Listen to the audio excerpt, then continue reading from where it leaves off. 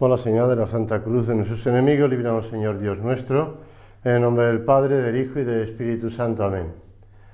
Señor mío y Dios mío, creo firmemente que estás aquí, que me ves, que me oyes.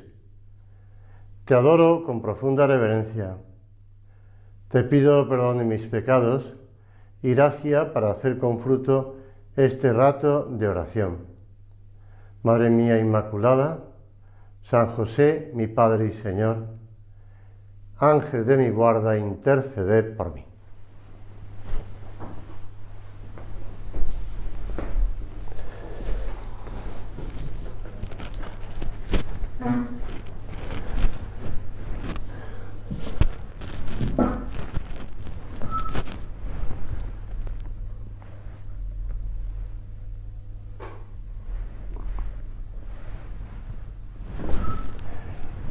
Con vuestra licencia, soberano Señor sacramentado.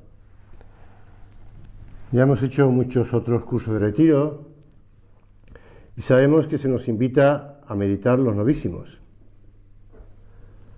Nosotros abreviamos por el tiempo y unimos varios novísimos, ¿no? Ya sabes tú cuáles son los novísimos, que son muerte, juicio, cielo, infierno, purgatorio.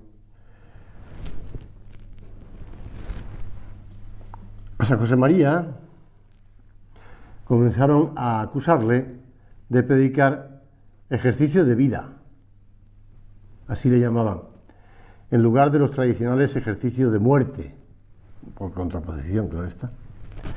Era entonces tradicional que algunos acentuaran la consideración de los novísimos en las meditaciones capitales de los ejercicios espirituales: muerte, juicio, infierno y gloria. De modo que el ejercitante aplicaba a ellas su meditación. Pero aun siendo archisabido que la muerte acecha al doblar una esquina a cualquiera, vamos, el domingo pasado en misa, me río porque es el mejor modo de morir, ¿no? Estás en misa antes de la consagración y te vas al cielo directamente. Pues mira, está muy bien eso. Pero no por eso le gusta a la gente que se lo recuerden con demasiada frecuencia, o que algún desaprensivo les eche de sopetón a la cara esa verdad. Y además, ¿cuál sería la reacción de los poderosos en semejante coyuntura? Entre las muchas noticias recogidas en la famosa carta de marzo de 1946, escrita a trocitos y de composición accidentada, hay unas palabras que acaso se deslicen inadvertidas entre el curso tumultuoso de los sucesos, y son estas. Me han encargado, dice San José María, fecha del 26 de marzo, que dé ejercicios al jefe de Jesús durante la semana de pasión. Veremos qué sale. El me han encargado es una discreta alusión al obispo, porque todavía no era arzobispo de Madrid, don Leopoldo Eijo-Garay, que preparó los ejercicios espirituales que don José María dio en el Palacio del Pardo al entonces generalísimo Franco y a su esposa, del 7 al 12 de abril del 46. Y salen a relucir aquellos ejercicios con ocasión de una anécdota desconectada ya de los sucesos y circunstancias del pasado. En 1946 España vivía una paz muy frágil, amenazada por presiones del exterior, porque había acabado ya la Segunda Guerra Mundial, y ante el riesgo de nuevos conflictos, el país o la nación cerró filas al lado de los poderes constituidos, y buena parte de todos los ambientes significativos prodigaban alabanzas y elogios a la figura del entonces jefe del Estado. Y sucedió que uno de aquellos días el sacerdote preguntó al generalísimo, a Franco: ¿es que no ha pensado nunca, Excelencia, en que puede morirse en cualquier momento?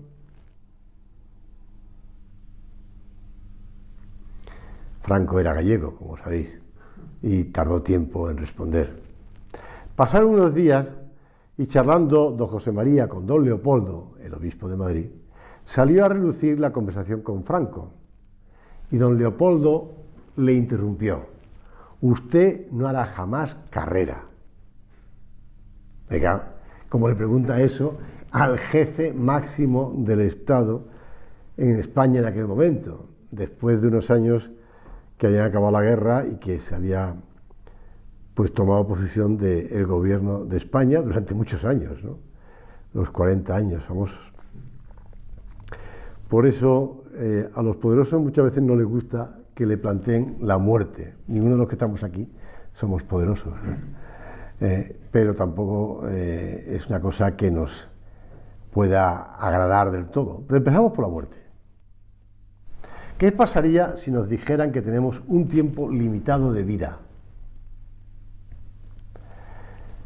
¿Y tú qué dirías? Qué bien, Jesús, te voy a ver muy pronto. ¿Verdad? Si nos dijeran eso, el planteamiento es ese: Señor, te voy a ver muy pronto. ¿Y qué te voy a decir? Pues hablaríamos de esto, o de esto mejor no, o preferiríamos una verdad a medias. Somos conscientes de que la vida de ahora es un decorado que oculta la realidad. Nosotros, desde que empezamos a hacer oración, nos hemos planteado la muerte. Como dice San José María en Surco, la muerte llegará inexorable. Por lo tanto, qué hueca vanidad centrar la existencia en esta vida. Mira cómo padecen tantas y tantos. A unos porque se acaba les duele dejarla, a otros porque dura les aburre. No cabe en ningún caso el errado sentido de justificar nuestro paso por la tierra como un fin. Hay que salirse de esa lógica y anclarse en la otra, en la eterna. Se necesita un cambio total, un vaciarse de sí mismo de los motivos egocéntricos que son caducos, para renacer en Cristo que es eterno. Cuando leía este punto de Surco me acordaba de algunas noticias que salen en la prensa digital, no hace falta que sea en la prensa escrita, en la prensa digital. Y de vez en cuando te aparece, lo pasas rápidamente para no entrar en el tema, pues fulanita de tal, pues cómo ha mejorado con el tratamiento que se ha hecho, pero ahora me vino a la cabeza enseguida, ahora que estaba leyendo este punto de Surco, una fotografía de una persona muy conocida, una mujer muy conocida en el mundo de España, que se ve que no le ha sentado nada bien el tratamiento que le han hecho, vamos, porque aquello no parece un zombie, parece, vamos, yo creo que era Frankenstein en la cara, vamos, la cara es lo único que vi en la fotografía, tampoco me paré, la vi así por encima, pero bueno, pero realmente, pues sí, y supongo que todo ese tratamiento le habrá costado dinero y sufrimiento, pues esto, ¿no? Hueca vanidad. Es importante que tú y yo nos planteemos o que quitemos ese deseo de prolongar la vida unos meses. Por eso, Jesús, tú no quisiste dejarnos demasiadas indicaciones sobre la otra vida y la muerte. Pero en cambio sí te apiadaste, por ejemplo, de la viuda de Naín, que iba a enterrar a su único hijo. Tú te acercaste a esa madre, bueno, sobre todo te acercaste al cortejo fúnebre y levantaste al muchacho que había muerto. Jesús, te acercas a la casa de Lázaro, Marta y María, y aunque llevaba ya varios días, pues resucitas a Lázaro. Por eso, Señor, en el umbral de nuestra muerte, tú nos vas a decir: levántate de esta vida nueva. Levántate, mejor dicho, a esta vida nueva. Levántate de la vida anterior y entra en la vida nueva. Y tú también nos vas a entregar a nuestra madre, a María. Imagínate qué significa, qué puede significar eso en nuestra vida, ¿no? Es decir, que cuando pasas, siempre que predico sobre la muerte, me acuerdo de un sacerdote que se hizo muy famoso después, cuando se murió. Cuando se murió subiendo al Moncayo.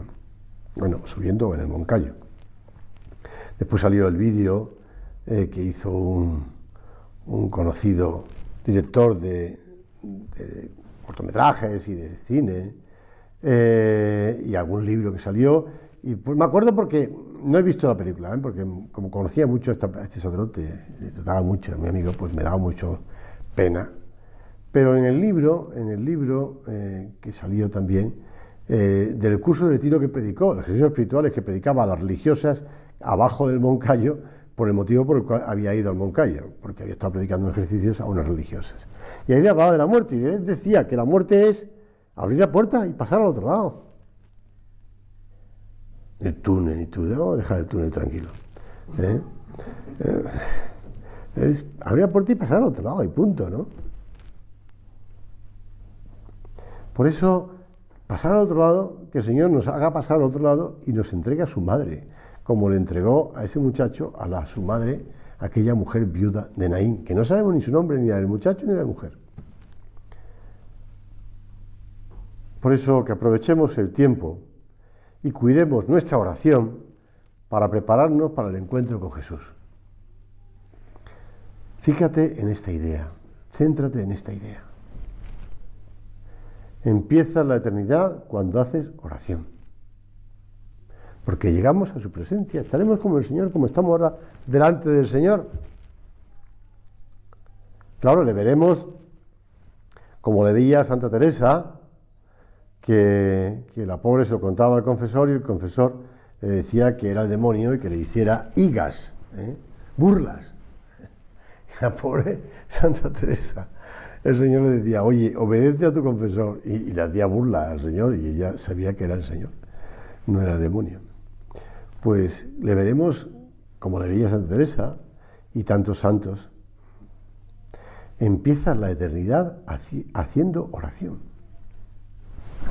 Dice el Papa emérito Benedicto XVI, comentando la carta a los Efesios: en el principio, por tanto, antes de crear el mundo, versículo 4, en la eternidad de Dios, la gracia divina está dispuesta a entrar en acción. Decía, me conmuevo meditando esta verdad. Desde la eternidad estamos ante los ojos de Dios y Él ha decidido salvarnos. Eso es la oración. Sentirnos en la presencia de Dios. Cuando una persona te dice, es que no sé hacer oración, bueno, tú tienes que cambiarle el argumento y decirle, yo comprendo, te distraes, no se te ocurre qué decirle al Señor, bueno, pues te cuesta oírle, bueno, lo que quiera, pero saber que estamos delante de Dios, eso es otra cosa. Estamos en la presencia de Dios. Desde la eternidad estamos ante los ojos de Dios, dice el Papa Benedicto XVI, citando el versículo 4 de este capítulo de la Carta a los Efesios, en donde habla de que desde el principio, antes de la creación del mundo. Y entonces, ¿por qué empezamos a temblar cuando se nos dice que seremos examinados? Pero si ahora, si miras a los ojos al Señor, te sientes tú mismo examinado, porque al fondo quien va a decir las cosas eres tú.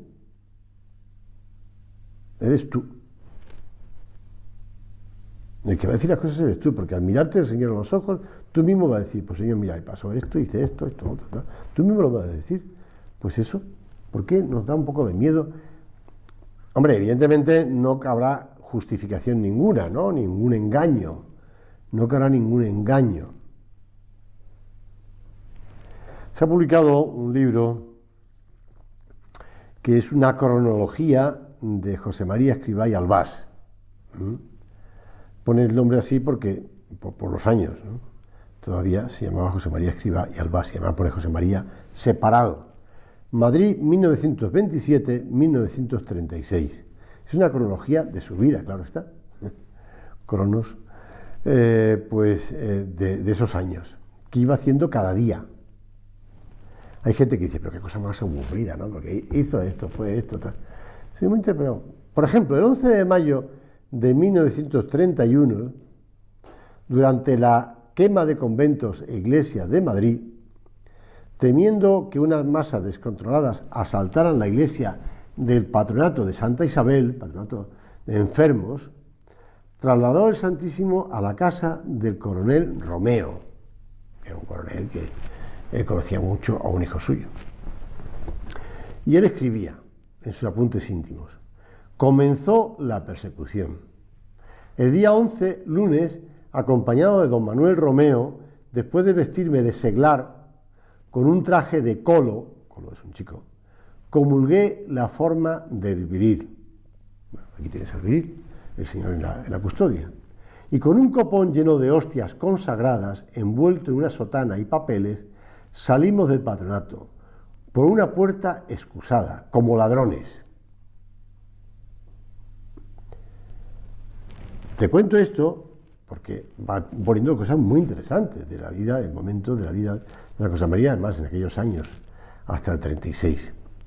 Y ahora yo te pregunto, si escribiera una cronología, pues eso, de 12 años de tu vida, estos fueron del 24, 27, no, menos años, 9 años de tu vida. Todos tenemos 9 años de vida, ¿no? Los chavales cuando vienen a veces a confesarse y están ahí medio parados al principio, y digo, bueno, ¿cuánto tiempo hace que no te confiesas? ¿15 años? No, José María, no tengo 15 años. Pues quitar un poquito de hierro al tema y que vayan entrando ya en confesión.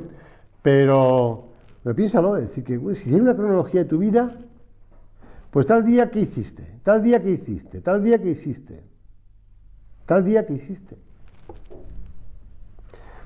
No solo porque hacemos examen de lo que hemos hecho cada día, sino porque hacemos oración, porque lo estamos contando al Señor. Has hablado con Él además esos días en la oración y has hecho cosas con Él y por Él. Señor, tú lo sabes, lo que he hecho por esto, por esto. Hombre, a lo mejor lo has hecho por un hijo tuyo, lo has hecho por un compañero de trabajo, lo que sea, ¿no? Pero lo has hecho por Él. Dios nos habla muchísimo, muchísimo, Señor, tú nos hablas muchísimo. Ya te decía antes que no es cuestión de que no sabemos qué es oración, porque te pone delante del Señor y ya estás haciendo oración, aunque no se te ocurra qué decirle. Yo siempre aconsejo que lo mejor es que le hagas las preguntas que le hacen al Señor en el Evangelio y que oigan la respuesta que da el Señor en el Evangelio dirigidas a ti, porque son lo mismo. Esa es una conversación con el Señor. El Evangelio está escrito para ti de ese modo. Por eso el Señor dice que tenga oídos para oír, que oiga. La oración es una búsqueda. El Catecismo dice que oír la voz de Dios depende de la humildad y la fe. Son movimientos que agitan el corazón. Por ejemplo, remordimientos. Señor, aquí me dejé llevar por la flojera. Aquí me dejé llevar por el amor propio. Mira, eso ya estás escuchando la voz de Dios. ¿Qué te dijo Dios en la oración? Pregúntale. Y un pensamiento empezará a ponerse de pie en tu corazón y otro. El 1 de junio de 1928 cuenta San José María en sus apuntes íntimos: llegué a casa del enfermo. Como sabes, estaba trabajando en el patronato de enfermos y le daban direcciones de enfermos para que lo fuera a confesar, a administrar los sacramentos, moribundos, tal, y gente muy pobre, gente tal, y le habían dicho que este no quería confesarse. Con mi santa y apostólica desvergüenza, envié fuera a la mujer y me quedé a solas con el pobre hombre. Padre, esas señoras del patronato son unas latosas impertinentes. Sobre todo una de ellas. Lo decía por Pilar, que es canonizable, decía San José María. Tiene usted razón, le dije, y callé, para que siguiera hablando el enfermo. Me ha dicho que me confiese, porque me muero. Me moriré, pero no me confieso. Y entonces yo, hasta ahora no le he hablado de confesión, pero dígame, ¿por qué no quiere confesarse? A los 17 años hice juramento de no confesarme y lo he cumplido. Tremendo, ¿verdad? Así dijo: Y me dijo también que ni al casarse, tenía unos 50 años el hombre, se había confesado. Al cuarto de hora, escaso de hablar todo esto, lloraba confesándose. Un hombre bueno, que en el fondo pues estaba engañado, estaba confundido, estaba pues eso, atrancado. Hice propósito de no confesarme, pues fíjate tú. Pues gracias a que San José María seguro que rezó mucho por él y se encomendó para que aquel hombre se confesara. Pues mira, a los cristianos no nos faltan las Sagradas Escrituras y sobre todo el Evangelio. No para no confesarnos, sino al contrario, para decirle al Señor, Señor, ¿qué quieres de mí? ¿Qué quieres que haga? ¿Qué he hecho mal? ¿Qué he hecho bien? Pregúntale tú ahora, ¿qué haría? ¿Haría esto? Jesús, ¿tú te vestirías así? ¿Tú hablarías así? ¿Tú tratarías a esta persona así? Somos conscientes de que todos los pecados tienen perdón de Dios, menos uno, el pecado contra el Espíritu Santo. El pecado contra el Espíritu Santo, el pensar que Dios no puede perdonarnos los pecados. Por tanto os digo, dice recoge San Mateo, todo pecado y blasfemia será perdonado a los hombres, pero la blasfemia contra el Espíritu Santo no les será perdonada. El blasfemar contra el Espíritu Santo, no con palabras, sino también, sobre todo, con hechos, el no arrepentirnos, el pensar que Dios, ¿quién es Dios para que yo le tenga que pedir perdón de mis pecados? ¿Quién es Dios? Los romanos enterraban a sus muertos y en la lápida grababan esa inscripción. Te lo digo porque el otro día la vi escrita en una enfermera que murió en el Bierzo y que pues alguien escribía una memoria de aquella mujer, se ve que era una mujer muy buena que se había desvivido por ayudar a los enfermos del coronavirus, del COVID y tal, y al final ha muerto ella, ¿no? Y entonces terminaba diciendo que la tierra te sea leve. Esto lo ponían los romanos, en latín, claro está, si tibi terra levis. Era un modo de despedir al fallecido y le deseaban no que cuando se comiera la tierra, perdóname la expresión, porque es que me enfadó, cuando se comiera la tierra, en el sentido de que te coman la tierra porque estás muerto, no es eso, que la tierra te sea leve. Y cuando te dice, oye, que el examen te sea leve, que la bronca que te va a echar tu padre que sea leve, que no se refiere a eso. Se refiere a que le deseaban una rápida trascendencia a la otra vida. Porque los romanos que ponían esto también pensaban en la otra vida. Si tibi terra levis, como diciendo, oye, que el paso por la tierra sea rápido. Que lo importante es la otra vida. Pues no me negarás que es muy curioso que ese mismo epitafio se vuelva a utilizar ahora, en los tiempos presentes, ignorando el carácter religioso que tenía para los romanos.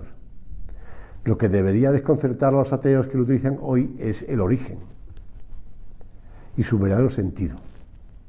Desde el origen de los tiempos, la religión primero y la filosofía y las ideologías políticas se asientan en la angustia del hombre y se ofrecen para darle una explicación y prometerle una salida. Dice un filósofo francés, Luc Ferry, la búsqueda de una salvación al margen de Dios está en el corazón de todo gran sistema filosófico. ¡Qué horrible! La búsqueda de una salvación al margen de Dios. Claro, me voy a salvar yo. Eso es el pecado contra el Espíritu Santo. ¿Quién blasfema? Quien no se siente necesitado de Dios, quien no se siente pecador o se cree sin pecado. Cerrarse al llamado de Dios a la conversión, endurecer el corazón a tal punto que a la persona no le interesa a Dios. Ese es el pecado contra el Espíritu Santo. Por eso no nos engañemos. El otro día se lo explicaba en una plática a los niños de sexto, creo que eran. El nombre, de dónde viene la palabra sinceridad y de dónde viene la palabra hipócrita. Son palabras, vienen del griego y además del teatro griego. Los hipócritas, hipos es una palabra griega, hipócritas son aquellos que actuaban en el teatro tapándose la cara y aparentando otro personaje. Por eso el Señor dice los hipócritas. Eran aparentar. En cambio, los sinceros son los que no tenían mascarilla de cera. Sincera. Sinceridad con Dios. Estamos hablando de oración. Sinceridad con uno mismo. Sinceridad con los demás. En la confesión, claro está. Por eso decía San José María, hablando de la falta de sinceridad, el espíritu de la obra es transparente. En el juicio todo será transparente. Cuando llegue mi juicio, Señor, que te pongas contento, que estés sensible a los golpes de la gracia. Un chico le preguntaba sobre la oración, yo le preguntaba a un chico sobre la oración, y me contestaba, sí, ya sé que he hecho oración, que estoy haciendo oración. ¿Por qué? Porque, ¿cómo sabes tú que es Dios el que te lo está diciendo? Porque ya lo había oído antes, pero cuando me siento en el oratorio, lo vuelvo a escuchar. Y es verdad, ya te digo que estamos todo el día con Dios, y el Señor está constantemente hablándonos muchas veces, diciéndonos cosas. Lo que pasa es que cuando nos sentamos, nos vienen todas, y entonces nos damos cuenta, oye, que no, antes, Señor, no te he querido escuchar. No te he querido escuchar. Cuando estaba trabajando y me vino ya el cansancio y la pereza y tal, y dije, bueno, ya dejo de trabajar y dejo esto aquí todo encima de la mesa, todo desordenado y tal, tiene un pensamiento en la cabeza que te dice, oye, ordenado un poquito, hombre, acaba las cosas bien. Y después te sientas a hacer oración y te viene a la cabeza, oye, antes no lo hiciste. Es el Señor, es el Señor. Pero ese chaval me estaba ayudando también a entender muchas veces la oración. Encontrarnos más con el Señor a lo largo del día, esa presencia de Dios a lo largo del día. O si quieres, como San José María hacía un propósito, un tiempo, de hacer cada hora examen. Bueno, alguien puede ayudar. No digo yo que tengas que hacer el examen cada hora, pero ya me entiendes. Preguntarte, ¿qué estoy haciendo? Porque cuando cierres los ojos, se te abrirán al amor del Señor. Al amor del Señor. Nosotros apostamos a la eternidad. Por eso acudimos a la Virgen, que es abogada nuestra. Se lo decimos, ella pues Señora, abogada nuestra, vuelva a nosotros sus ojos misericordiosos y ayúdanos. Muéstranos a Jesús, fruto bendito de tu vientre.